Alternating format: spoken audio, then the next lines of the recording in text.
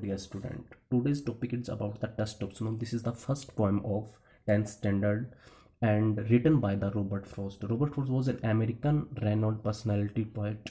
And now, before starting this poem, I'm going to tell you the some hard word of this poem, like hemlock, a poisonous plant with small white flowers, rude held in regret. And the rhyming scheme of this poem, after reading this poem, I will tell you how we can make the rhyming scheme of this poem. So I'm going to teach this poem line to line. The way a crow shook down on me the dust of snow from a hemlock tree. Once the poet was sitting under a hemlock tree, and a crow alighted on the tree and shook the branches of the tree, and some dust of snow means there's the meaning of dust is the some particles of snow. So some particles of snow fell down on the poet, and after that what will happen?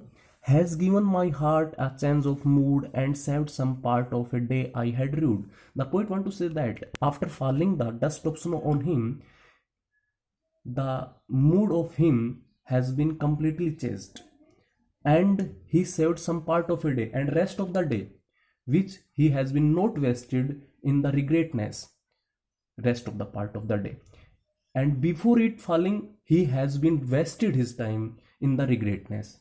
So after falling the after falling the particles of snow, he became positive, energetic and auspicious to do something good and better. So in this poem, the poet want to give us a lesson that by the inauspicious things and ill-omened things like crow and hemlock, we can get positive energy. We can get energetic. So in this poem, the poet gives us a lesson that by the ill-omened things, we can get positiveness.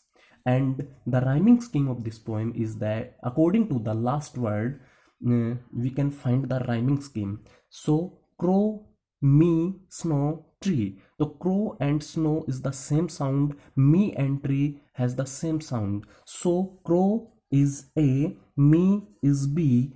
Again crow and snow is same, so snow is A, tree is B.